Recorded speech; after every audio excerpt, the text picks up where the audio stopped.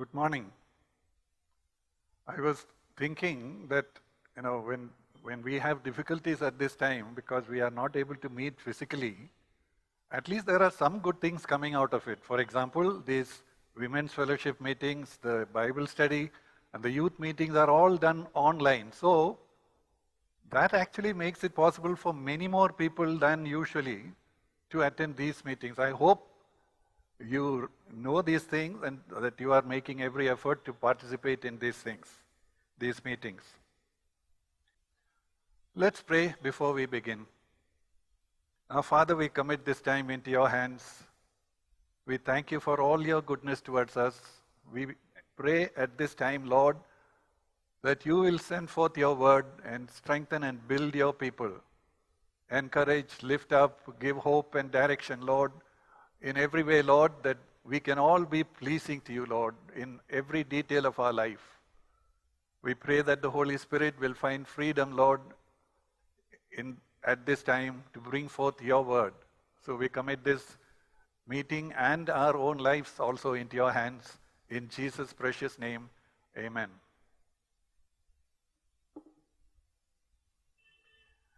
We know the story in Matthew chapter 25 about a master going away for a journey and giving some money to 3 of his servants. To one he gave 5 talents, and to another one he gave 2 talents, and to the third one he gave 1 talent.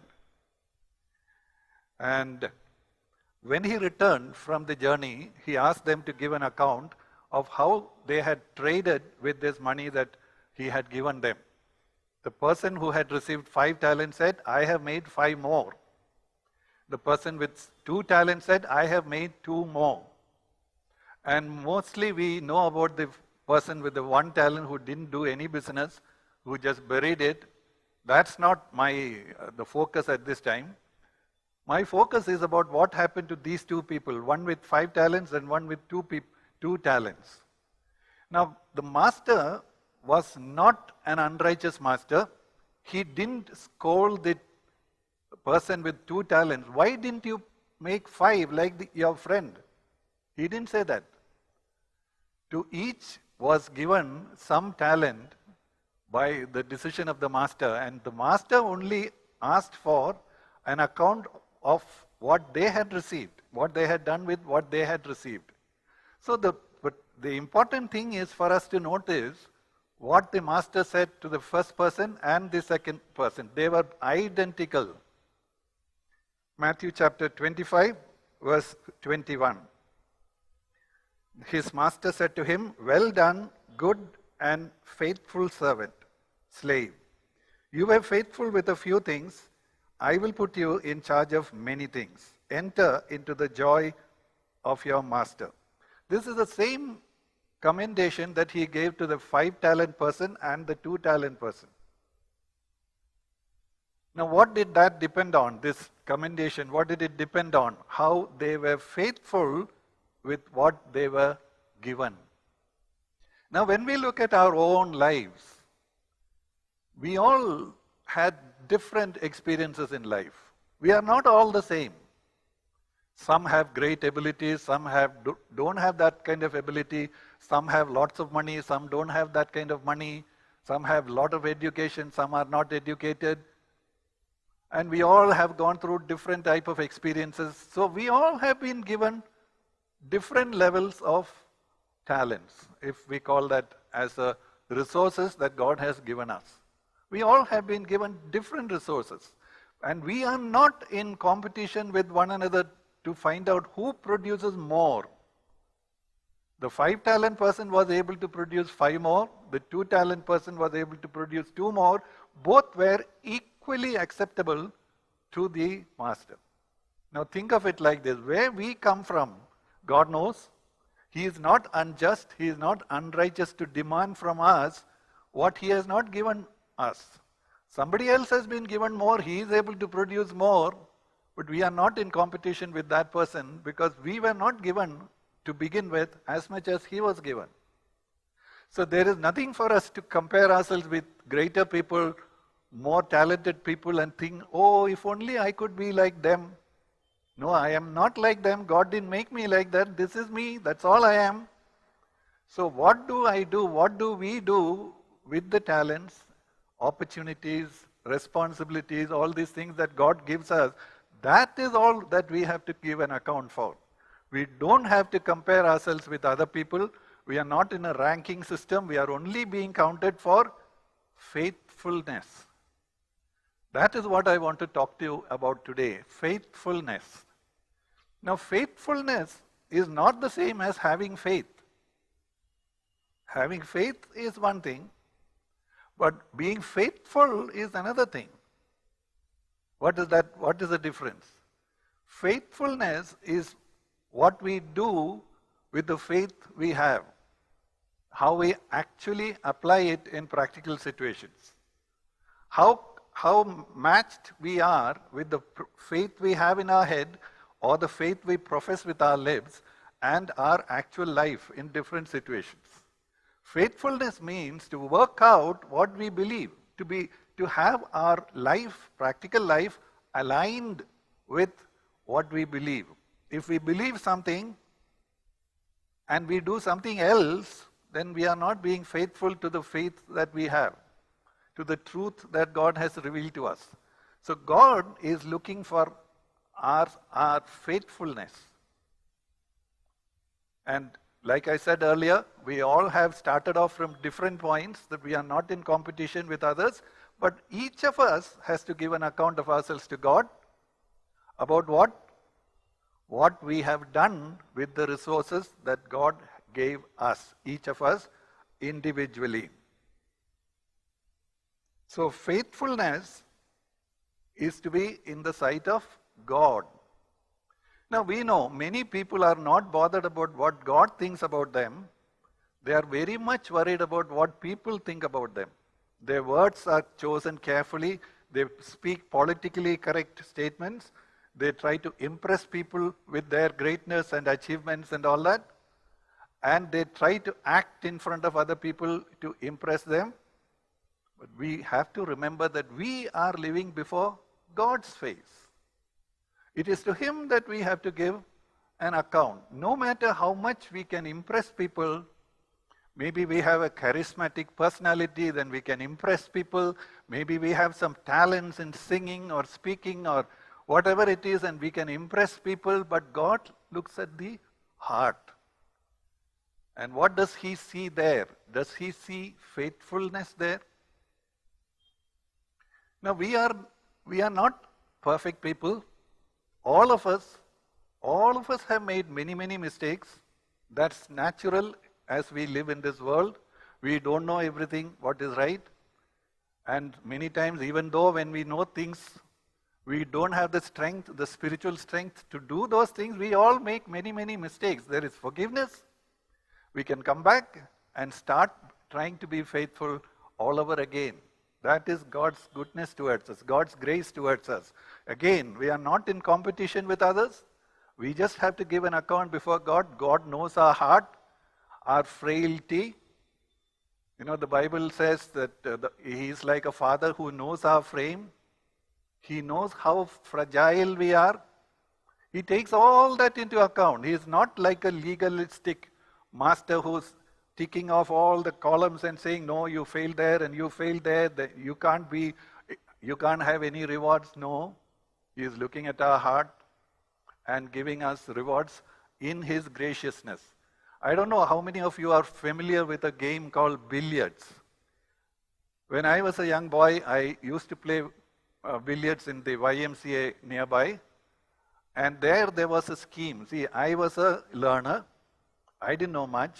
So when I start playing with whoever is available at that time, he may be a pro. So to make things more or less balanced, he would start me off with a handicap.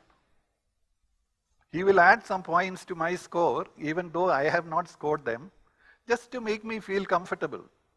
So to think of God like that, God looks at us, our bad experiences, our traumatic experiences, our childhood experiences, all those things. He knows our weaknesses, He knows our how we went through different experiences.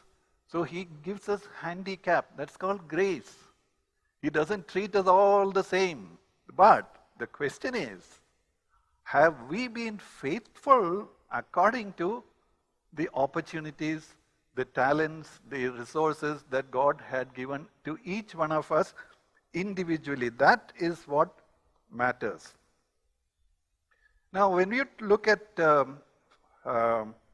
faithfulness, we have to be faithful in different things, not only the resources that God has given us, that is one thing, but also responsibilities we all have at different levels. For example, a father has responsibility, a husband has another responsibility, a wife, a mother, a son, a daughter, a brother, a sister, a worker, a boss. We all have different responsibilities. And how have we been faithful in handling those responsibilities also? They are not all equal responsibilities. Sometimes we have to pay more attention to this than to the other. Sometimes to this than to this. It depends. It changes from time to time according to the immediate demands. But what is the goal of our heart? Is it trying to be faithful to God? And if we make a mistake, jump up, confess it, get right with God, and go back into this race thinking, I want to be faithful to this God who has loved me, who gave himself for me. Because of his love for me, he went through death to save me. So what can I do for him? I want to be faithful to him. So there are these two different aspects of faithfulness. Now, just to make things a little clearer, I want to look at three different aspects of faithfulness, three different examples of areas where we have to be faithful. The most practical thing I can think of is money, because the Bible, the New Testament, talks a lot about being faithful with money. Luke chapter 16, verses 10 and 11. Jesus here is talking about faithfulness. He says, "He who is faithful in a very little thing is faithful also in much. And he who is unrighteous in a very little thing is unrighteous also in much. Therefore, if you have not been faithful in the use of unrighteous wealth, who will entrust the true riches to you?" Here, Jesus is using our handling of money as a test for our faithfulness. He is saying, if you know how to be faithful in handling money, then God says, I can know whether you can be entrusted with spiritual wealth, spiritual riches. You know, there are two types of comparisons here. One is money is called unrighteous. Money is called very little.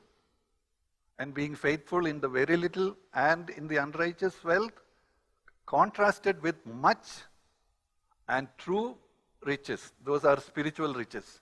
So Jesus is now saying,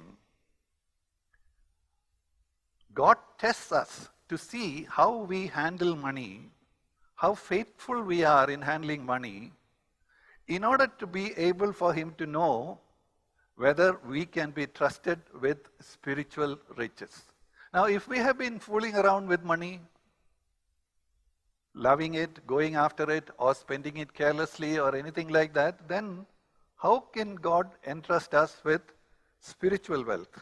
So that is a guideline for us, not to think that, okay, money doesn't matter what we do with it, we all need money. Of course we all need money. Money is not a bad thing to have. We need it.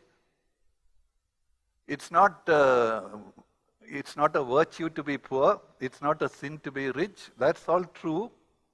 But we have to be faithful in how we handle money. There are two ways of being wrong with money. Jesus called it the unrighteous wealth. What does he mean by that, unrighteous? Because if we want more and more money, the tendency is we may become unrighteous in trying to get this money. For example, cheat on the taxes, store up a lot of black money, sign false statements to get something. So many things like that. We can tell lies, we can do so many things in order to make more money or in order to avoid losing money. That is the unrighteousness of money. The other thing is we can covet. We can be greedy. Instead of being satisfied with what God has given to each of us, and each of us gets different levels of money that we know. But for us personally to think that this is what God has given to me, and I need not be covetous about what somebody else has. I need not run after money because I need to enjoy more. I need to have more pleasures. Covetousness, greed, these are the things that draw us towards the love of money, more and more money. That is one thing, one problem in being faithful in handling money. The other problem is being careless with our spending. We know, for example, most salaried people know at the end of the month, this is the amount I am going to get. Now, if we start spending more money than that, we are running out of money before the month ends. So there we can learn, because we know this is all the money that I'm going to get at the end of the month. So my expenses have to be cut, adjusted, so that that is less than the money I am going to get, because I also need money to be saved for unforeseen situations. All of us will face unforeseen situations, unexpected situations where we will need to draw from our savings or something we have put away for this kind of situation. If we just keep spending whatever we get, that also is unfaithfulness with money. That is the other thing we need to consider. See, one thing we need to recognize is, with regard to money, is all our money belongs to God. We shouldn't imagine that just because we have given a part of it to God, to the church, the rest of it is mine and I can do what I like with it. No.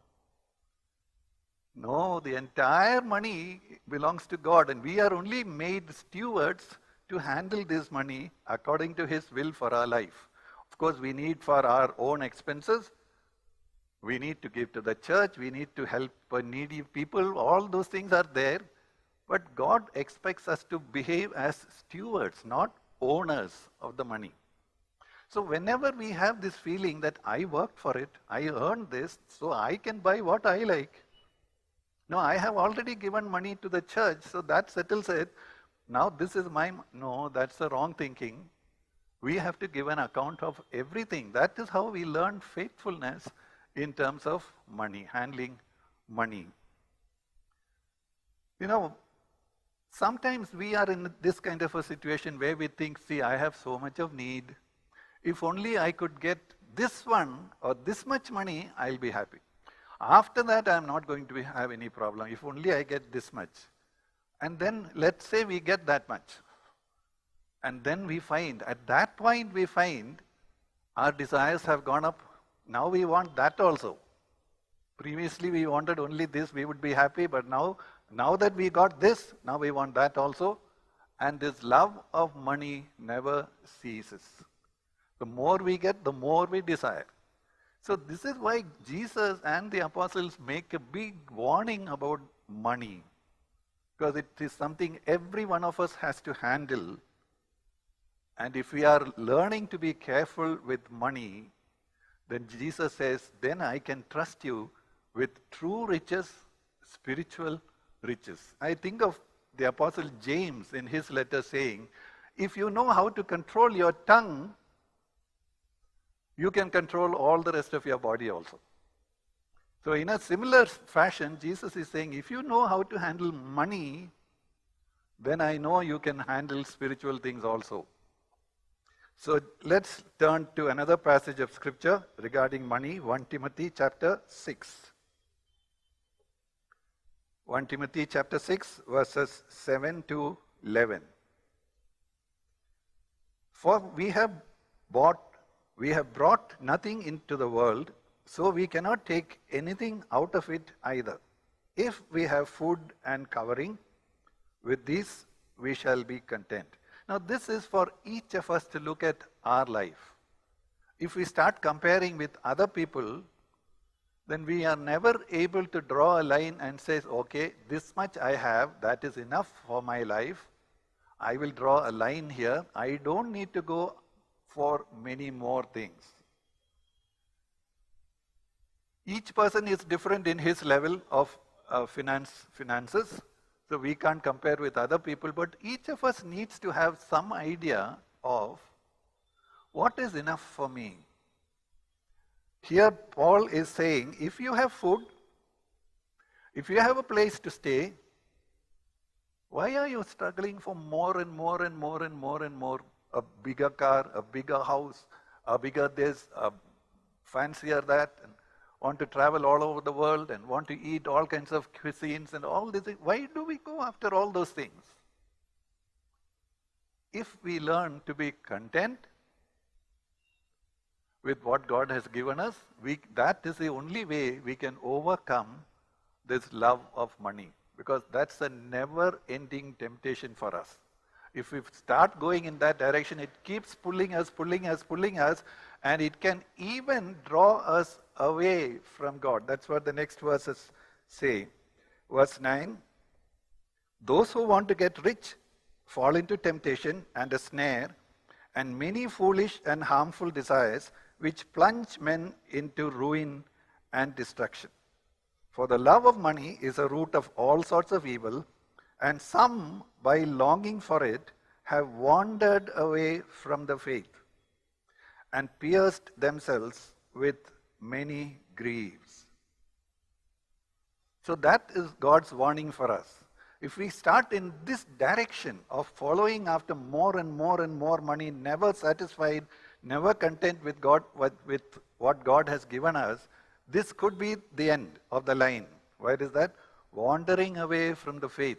Having started with faith, we come to a place where we have wandered away from the faith. That's not something we want to have. So what's the point? The love of money is the root of all evil, which can even lead to wandering away from the faith. Now verse 11. But flee from these things, you man of God, and pursue righteousness, godliness, faith, love, perseverance, and gentleness. So instead of following money, what should we be actually following? Righteousness, godliness, faith, love, perseverance, and gentleness. Now Paul gave a testimony about his own dealings with money in terms of having things and having sufficient and more than sufficient and all that. Philippians chapter 4, verses 11 to 13. Not that I speak from want, for I have learned to be content in whatever circumstances I have. I know how to get along with humble means, and I also know how to live in prosperity. In any and every circumstance, I have learned the secret of being filled and going hungry, both of having abundance and suffering need. From I can do all things through him who strengthens me. Now this verse is taken out of context by many people, put on their walls, and whatever they want to do, plan to do, they will say, I can do all things through Christ who strengthens me. But why did Paul say this? In relationship with learning to live with abundance, plenty, and need. Sometimes he was hungry. He says in other places, sometimes he was hungry. Sometimes he was floating on the sea without food for many days. He knew how to manage there. He knew when somebody gave him plenty of food and nice things and all that. He knew how to do all these things. How did he do it? Through Christ who strengthened him. So this is something we too need to learn.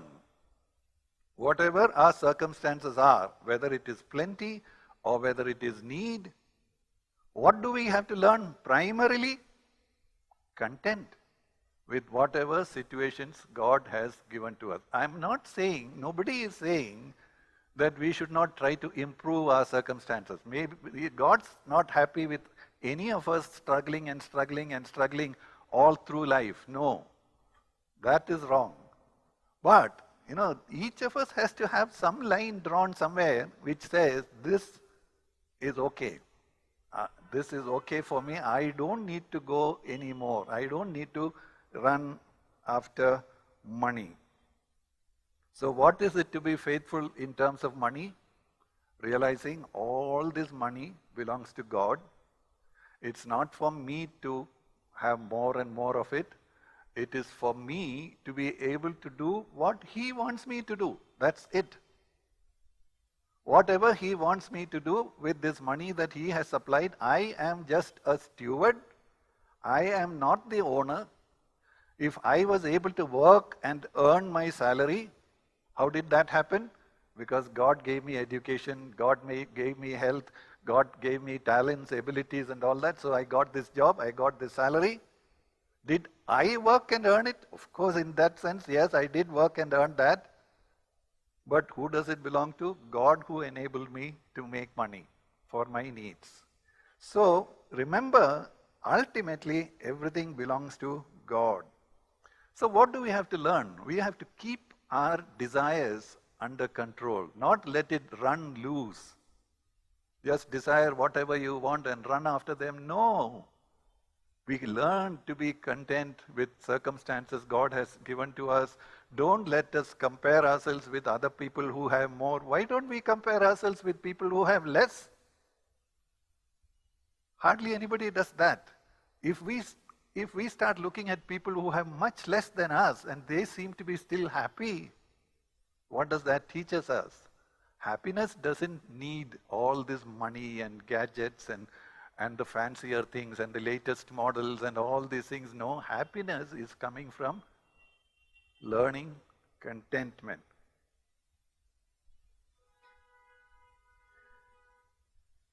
Now, do we want God to entrust us with true wealth, spiritual wealth? Many people want ministry. Why don't I get some ministry? So many people are doing it, I also want to do it. No. Whenever God entrusts somebody with a ministry, He tests them first. You can see such examples all over the Bible. Tested and found faithful, then God entrusts some people with ministry. So if we want to serve people, if we want the anointing of God upon our life to serve, what is it we have to take care of? Not going for Bible college, that's good. If you want to go for Bible college, that's good. But deeper than that, what do we need? Faithfulness. Learn to be faithful. Learn to stand before God. Be free from the opinion of men. Be free from the love of money. Seek only to do the will of God. Then God says, I can trust this person with a ministry. I know he will be faithful even there. Now Matthew chapter 24 verse 45 says, who then is the faithful and sensible slave whom his master put in charge of his household to give them their food at the proper time? Who is that person? Whom God can trust to give to people what they need to hear, what they need to learn from time to time. Who is such a person? Who has been found faithful and sensible. So what should be our goal in life? Whether we get a ministry or not, whether we are seen before people or not, what do we have to learn? In secret before God's face? Faithfulness. Live according to the faith we have. If we know this is how God looks at things and this is how God says we should be, follow that. Become faithful. That is how God wants us to be. Whatever our past may have been, whatever mess we may have made in our life so far, there is still an opportunity for us to learn faithfulness. Another thing that God tests us with is time. There is another parable about what is called minas, some kind of measure of money or wealth at that time. Here in this parable, there were 10 slaves, 10 servants, and each of them was given 1 mina. All of them got the same amount. Now, with one of them, somebody produced 10 more minas, somebody produced some more minas, etc., etc. They were not equal. What does this parable teach us? It teaches us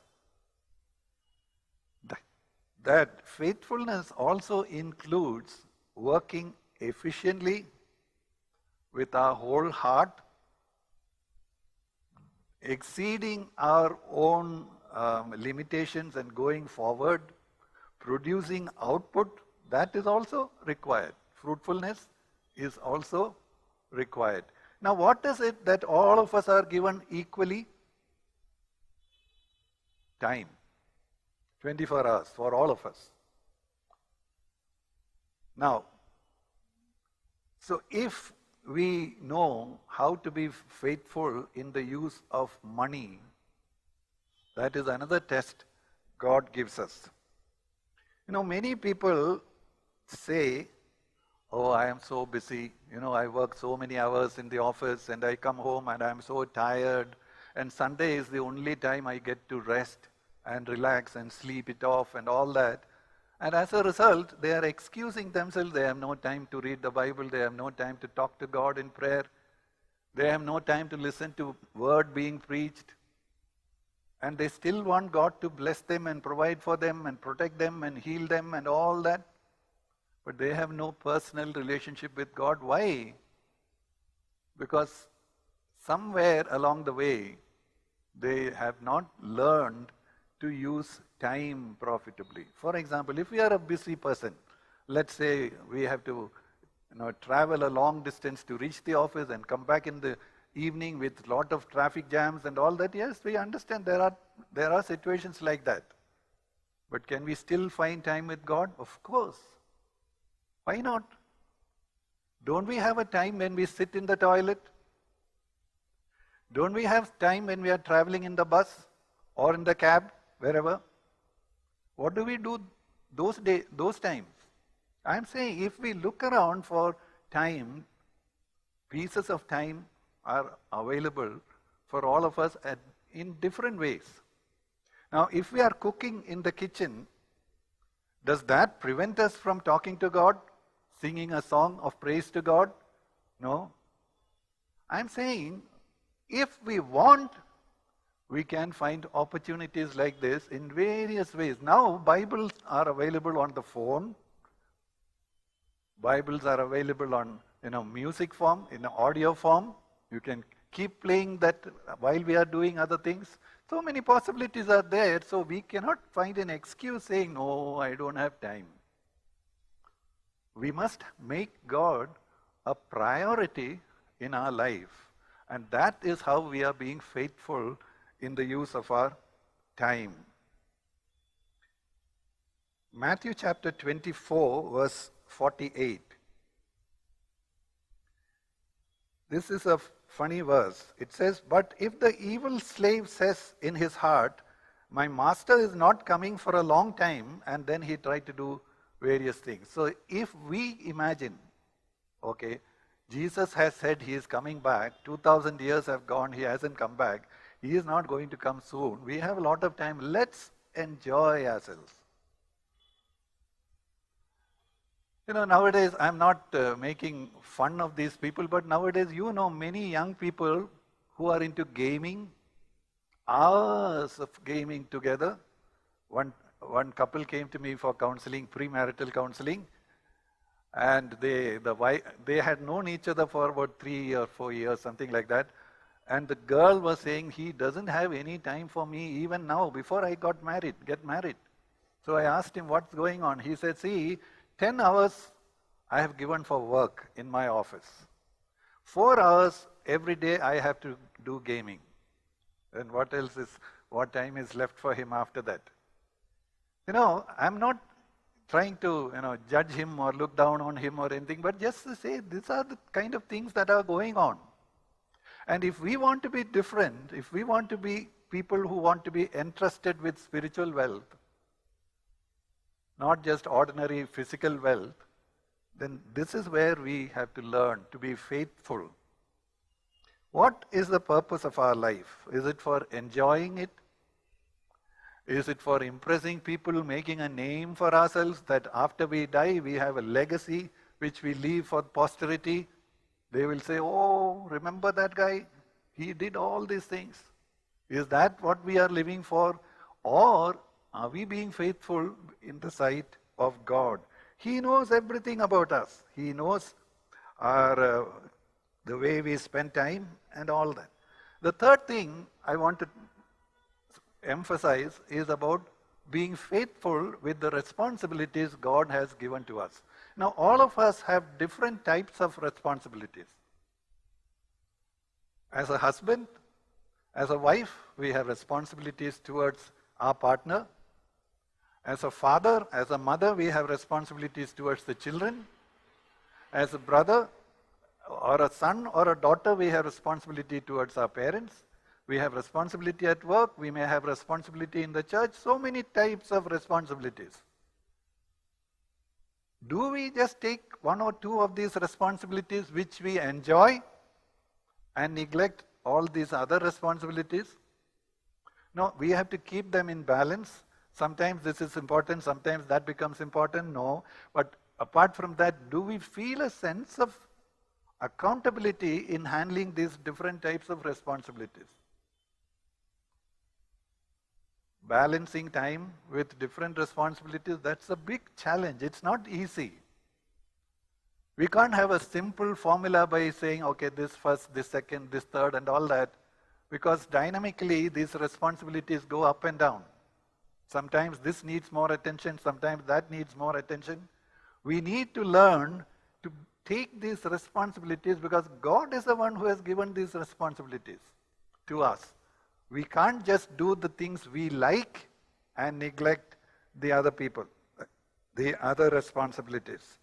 So, we need to know that ultimately we have to give an account of our life to God here on earth and in the final day. I want to close with two promises from God, kind of promises from God.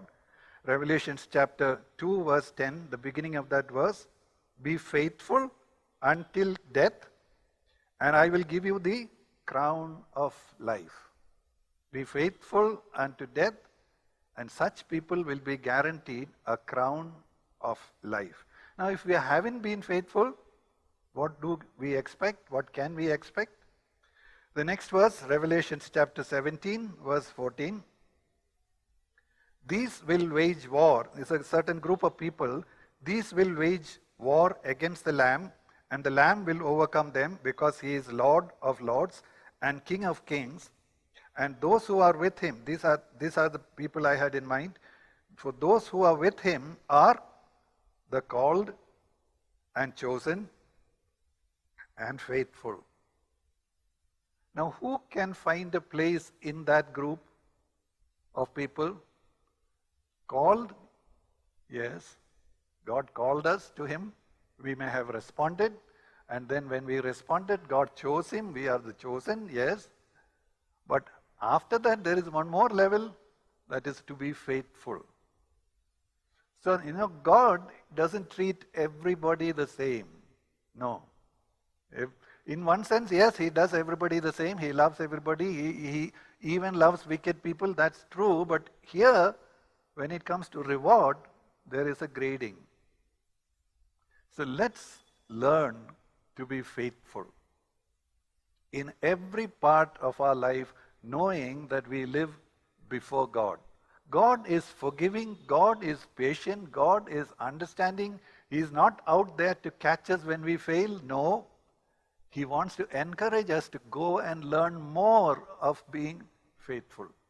So may the Lord help every one of us to learn faithfulness. Use the faith that he has given us and learn to live a faithful life. Shall we pray? May the love of God our Father, the grace of our Lord and Savior Jesus Christ, and the fellowship of the Holy Spirit be with each of us today and every day of our life. In Jesus' precious name we pray. Amen. Thank you.